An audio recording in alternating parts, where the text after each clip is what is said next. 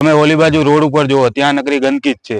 અમે વોટ ગામમાં વોટ આપીએ બી છે અત્યાર સુધી, પણ કોઈ કામ કાર્યવાહી કોઈ થતી નથી અમારી।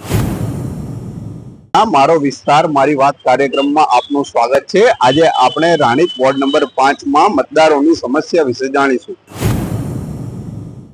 અમારે જ્યારે ગ્રામ પંચાયત જ્યારે હતું અમે વોટ આપતા હતા ત્યાં, અને અત્યારે કોઈ રોડની સુવિધા બી નથી, અને જ્યારે લાઇટો હતી તો લાઇટોની બી કોઈ સુવિધા નથી, કોઈ કામ થતું જ નથી અહીંયા સોસાયટીમાં।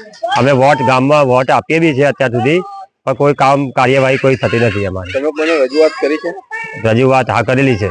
શેમાં કરી છે? કોને કરી છે? આ શેમાં કોર્પોરેશન, બરાબર, કોર્પોરેશનમાં રજૂઆત કરેલી છે, પણ કોઈ કાર્યવાહી કોઈ રોડની કે કોઈ સુવિધાઓમાં કંઈ મળતી નથી।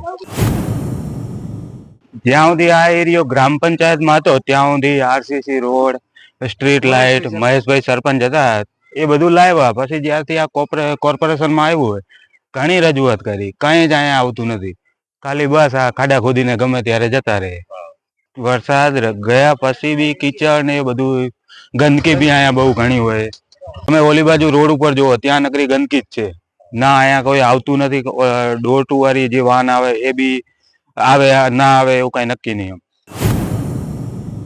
અરે બહુ પરેશાન થઈ ગયા છીએ આમ, હેરાન બહુ ડોરું પાણી આવે, ગંદુ પાણી આવે, અને ઈ પીવાથી અમને ઝાડા, ઉલટી, તાવ, બીમારી।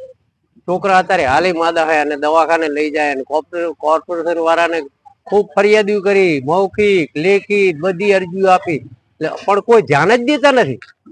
રોડ રસ્તામાં તો ગાનું અમારું બધું ચોખ્ખું કરાવી નાખ્યું, તોડાઈ પણ એ કોઈ સુવિધા નહીં ઠામુકી, બિલકુલ એમને 15 મહિનાથી આ બધું ખુલ્લું અમારું બધું તોડાઈ નાખ્યું। આ સત્ર સાયા થોડીક હતી એ બધું, અને આરસીસી રોડ એ કશું નથી, કોઈ સુવિધા જ નથી।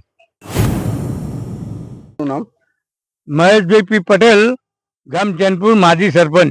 સમસ્યા એવી છે કે જનતાના પૈસા ઢગલામાં જતા રહે છે। જનતા ટેક્સ ભરીને થાકે છે, તો આ લોકોને કોઈ કિંમત નથી। અને જનતાના ઢગલામાં જે કચરાના ઢગલામાં નાખેલા છે એ બધા જોવો છે। જનતા જાગૃત થતી નથી, જનતા જાગૃત થવી જોઈએ, કોઈ કામ થતા નથી।